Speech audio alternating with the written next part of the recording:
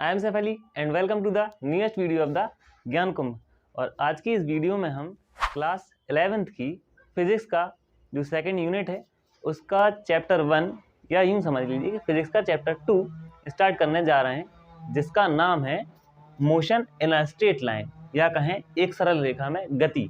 तो गति को देखकर यानी मोशन को देखकर आप बिल्कुल एक्साइटेड हो गए होंगे, क्योंकि इसमें हम न्यूटन के लॉज पढ़ेंगे मोशन से रिलेटेड, यानी न्यूटन की गति के जो नियम है वो पढ़ेंगे। लेकिन चिंता मत करिए, पहले मैं आप उनको नहीं पढ़ाने वाला। उससे रिलेटेड जितने पॉइंट हैं, यानी न्यूटन के गति के नियमों को समझने के लिए हमें जितने पॉइंट्स समझना ज़रूरी है, पहले हम वो क्लियर करेंगे। इसके बाद मैं आगे वीडियो बनाकर उन रूल्स को समझाऊंगा। चलिए बिना किसी देरी के शुरू करते हैं आज की क्लास। तो टॉपिक को सुनकर आपको ज़रूर लगा होगा कि एक सरल रेखा में गति या कहें स्ट्रेट लाइन में मोशन, ये कैसे। तो इसके कुछ एग्जांपल देख लेते हैं। जैसे आपने एक बॉल को हिट किया और बॉल एकदम सीधी लाइन में जा रही है, तो सीधी लाइन में मोशन कर रही है, गति कर रही है, तो इस तरह के मोशन को हम स्ट्रेट लाइन में मोशन कहेंगे।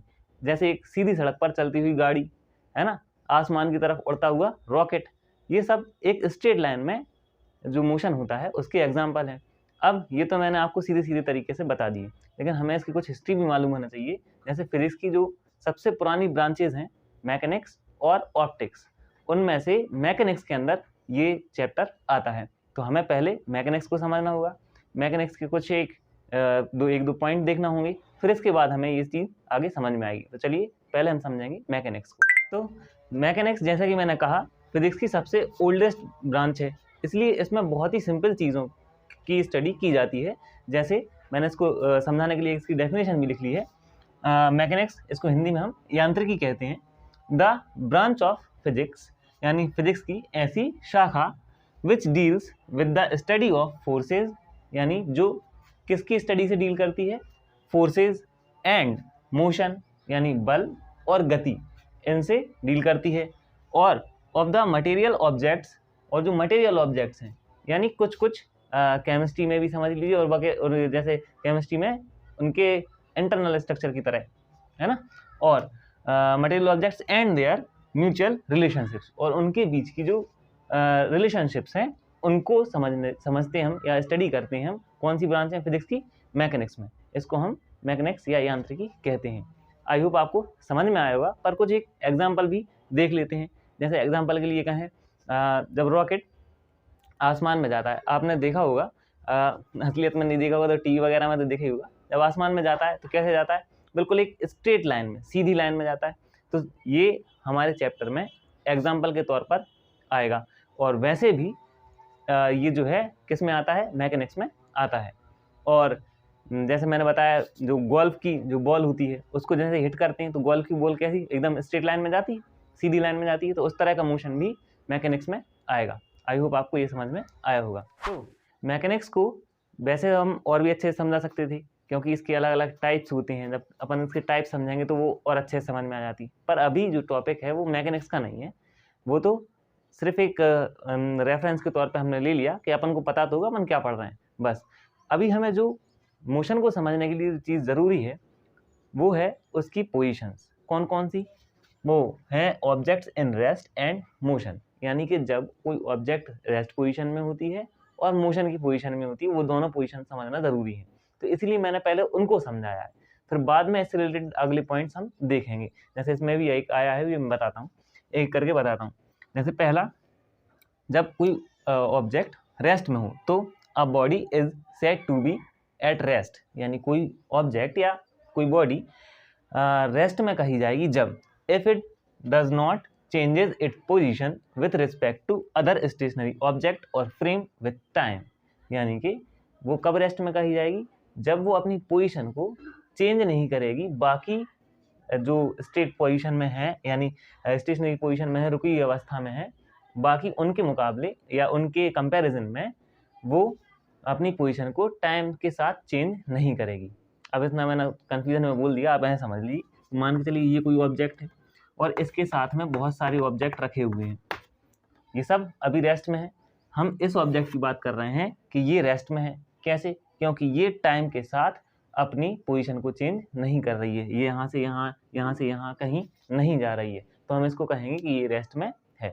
आई होप आपको ये समझ में आया होगा। आप वैसे भी समझ लीजिए कि जैसे कोई गाड़ी है, रुकी हुई रखी है, अब रखी है, उसको कोई चला नहीं रहा तो वो कैसे कहलाएगी? Object in rest. I hope आपको समझ में आया होगा। अब सेकंड जो इसका पॉइंट है, ऑब्जेक्ट इन मोशन। तो a body is said to be in motion when it changes its position with respect to other stationary objects or frame with time। तो इसमें भी सब वही का वही है, लेकिन इसमें क्या हो जाता है, कोई ऑब्जेक्ट समय के साथ जो स्टेशनरी ऑब्जेक्ट हैं, जो रुकी हुई अवस्था में हैं, उनके कंपैरिजन में अपने पोजीशन को चेंज कर ले समय के साथ, है ना। जैसे अभी मैंने ये एग्जांपल बताया, अब इसी ऑब्जेक्ट की बात हो रही है, कुछ टाइम बाद ये यहाँ से यहाँ आ जाती है और बाकी जो ऑब्जेक्ट्स हैं वो यहीं रहते हैं, अपनी जगह पे फिक्स रहते हैं, यानी इसने अपनी पोजीशन चेंज कर ली समय के साथ, तो हम इसको कहेंगे object in motion. I hope आपको ये समझ में आया होगा। ये दोनों पोजीशन समझ में आई होंगी और इनको समझना ज़रूरी है, क्योंकि जब ये जो पॉइंट्स हैं आपको ये समझ में आएंगे, तभी आप न्यूटन की लॉज को भी समझ पाएंगे। अब हम देखेंगे अगले कुछ पॉइंट्स। जैसे इसमें आया है फ्रेम क्या होता है। अब मैं पहले आपको फ्रेम बताऊंगा। तो फ्रेम को समझने से पहले हमें कुछ चीज़ें समझना पड़ेंगी। जैसे मान के चलिए आपके दोस्त ने आपसे कहा कि भाई मेरे घर आओ, अब आपने उसका घर देखा नहीं, तो फिर वो आपको कोई ना कोई एक ऐसा रेफरेंस देता है कि जिससे आप उसका घर ढूंढ सकें आसानी से। जैसे मान के चलिए किसी दुकान का नाम बता दे या कोई एक ऐसा लैंडमार्क बता दे कि भाई आप उसके घर आसानी से पहुँच सकें। जैसे आपसे बोला कि किसी गवर्नमेंट स्कूल के पास में है, तो आप पहले उस गवर्नमेंट स्कूल तक जाएंगे, फिर वहाँ से आप अपने दोस्त का घर का पता पूछकर उसके घर तक पहुँच जाएंगे। तो जो उसने गवर्नमेंट स्कूल का नाम बताया वो आपके लिए एक रेफरेंस पॉइंट की तरह काम करेगा। तो इसी चीज़ को ध्यान में रखते हम फ्रेम की डेफिनेशन समझेंगे। जैसे the frame with respect to which the rest और motion of an object is studied. मतलब वो फ्रेम जो है वो क्या है, वो एक ऐसी चीज़ है जिसके ज़रिए हम रेस्ट या फिर मोशन किसी ऑब्जेक्ट का रेस्ट पोजीशन या फिर मोशन की पोजीशन को स्टडी करते हैं, is called frame of reference. तो वो फ्रेम ऑफ रेफरेंस कहलाता है। अब कहने का मतलब, जैसे आप दोस्त के घर तक जा रहे हैं, तो वो दोस्त का जो घर है वो आपके लिए ऑब्जेक्ट के या तो रेस्ट पोजीशन हो गई या फिर मोशन पोजीशन हो गई, और उसका रेफरेंस पॉइंट क्या हुआ है, फ्रेम, है ना। आई होप आपको ये समझ में आया होगा। अब इसके कुछ एग्जाम्पल देख लेते हैं। जैसे मान के चलिए कोई एक सड़क पर मोटरसाइकिल या कोई भी गाड़ी जा रही है, ठीक है। अब गाड़ी जा रही है, वो किसी पॉइंट से निकल कर जा रही है।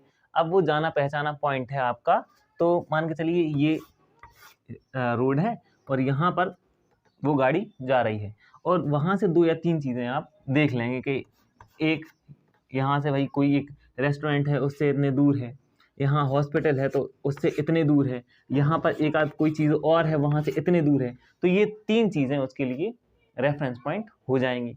तो इसीलिए मतलब इन तीनों रेफरेंस पॉइंट को मिलाकर एक पूरा फ्रेम बन जाएगा। अब ये यहाँ इस पोजीशन पर है, तो इस पोजीशन पर अगर ये रुकी हुई है, जा नहीं रही कहीं, तो ये रेस्ट पोजीशन में है, और यहाँ से इधर को चली जाती है टाइम के साथ, तो ये मोशन में है। आई होप आपको ये समझ में आया होगा कि क्या रेस्ट पोजीशन है, क्या मोशन पोजीशन है और क्या इसका फ्रेम है। तो आज की वीडियो के लिए बस इतना ही। आई होप आपको ये वीडियो पसंद आई होगी। अगर पसंद आई है तो इसे लाइक करें, और इसी तरह के एजुकेशनल कंटेंट के लिए हमारे चैनल द ज्ञानकुंभ को सब्सक्राइब भी कर दें, और इसी तरह की जो वीडियोस हम बनाते हैं उनको शेयर ज़रूर करें। अब जो मेन जो पॉइंट है वो ये है कि जैसे अभी आपने पिछली वाली वीडियोस देखी होगी, उसमें क्वेश्चन आंसर टाइप क्वेश्चंस पूछे गए थे आपसे, तो इसीलिए हमने सोचा है कि हम कुछ वीडियो ऐसी भी बनाया करेंगे बीच में। अगर आपको फिजिक्स की भी ऐसी वीडियो चाहिए है या मैथ्स की भी ऐसी वीडियो चाहिए तो आप हमें कमेंट्स में ज़रूर बताएं। Thank you for watching the video.